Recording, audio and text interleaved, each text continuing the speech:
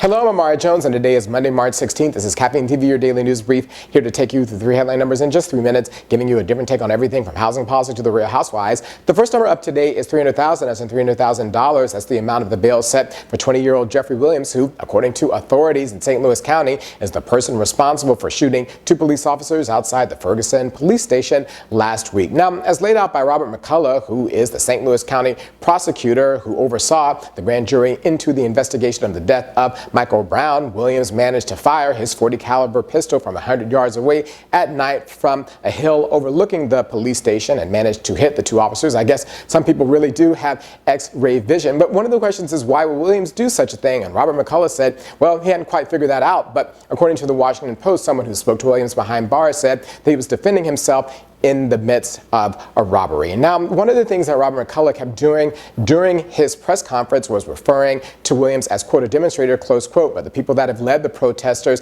and the people that attend them regularly say that they've never seen him before, and that was their concern all along, that this bizarre shooting incident would be used to turn back the tide. The next number up today is 34, as in 34 minutes. That's the length of an interview of Kanye West by caffeineTV, an online television network in France, where he stepped in it again when the topic of racism came up. He said that he thought that racism wasn't real and that it, quote, didn't mean anything, close quote, showing that Kanye has become that dude that he rapped about in All Falls Down. Now, perhaps it's easy to see and is understandable why one might come to believe, kicking it with the Kardashians, that race isn't real. But even Kim Kardashian said last year that race was real for her and that she realized it after the birth of their daughter. And 6 out of 10 Americans disagree with Kanye West. They say that race is real and that race is a problem. And nothing underscores the fact that race is very real than the fact that the wealth gap between blacks and whites in this country is the largest on record. Now, what's interesting is that once upon a time, Kanye West realized all of this. As a matter of fact, he built the early part of his career by rapping about it. So what happened between now and then?